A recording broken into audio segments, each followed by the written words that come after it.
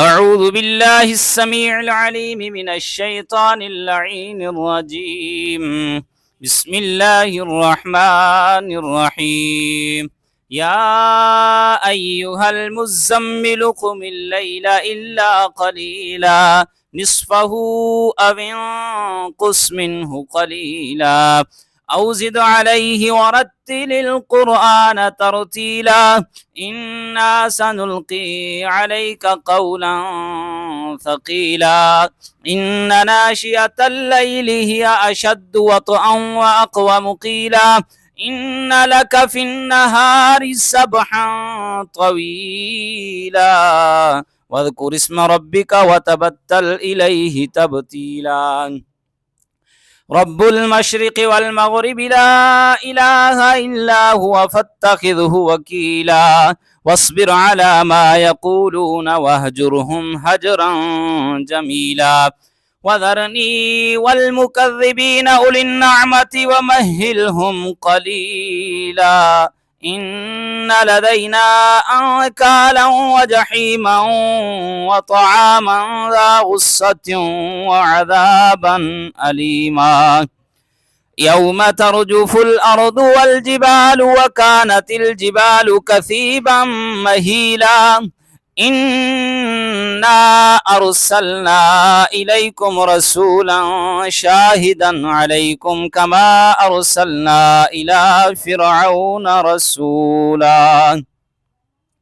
فعصى فرعون الرسول فأخذناه أخذا وبيلا فكيف تتقون إن كفرتم يوما يجعل الولدان شيبا السماء منفطر به كان وعده مفعولا إن هذه تذكرة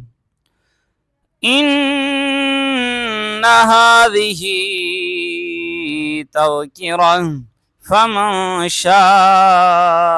اتخذ إلى ربه سبيلا إن ربك يعلم أنك تقوم أدنى من ثلثي الليل ونصفه وثلثه وطائفة من الذين معك والله يقدر الليل والنهار علم أن لن تحصوه فتاب عليكم فاقرؤوا ما تيسر من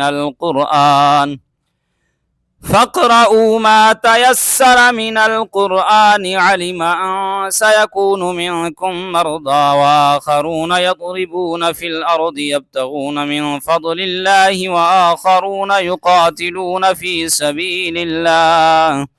فاقرؤوا ما تيسر منه وأقيموا الصلاة وآتوا الزكاة وأقرضوا الله قرضا حسنا وما تقدموا لأنفسكم من خير تجدوه عند الله هو خيرا وأعظم أجرا واستغفروا الله إن الله غفور رحيم.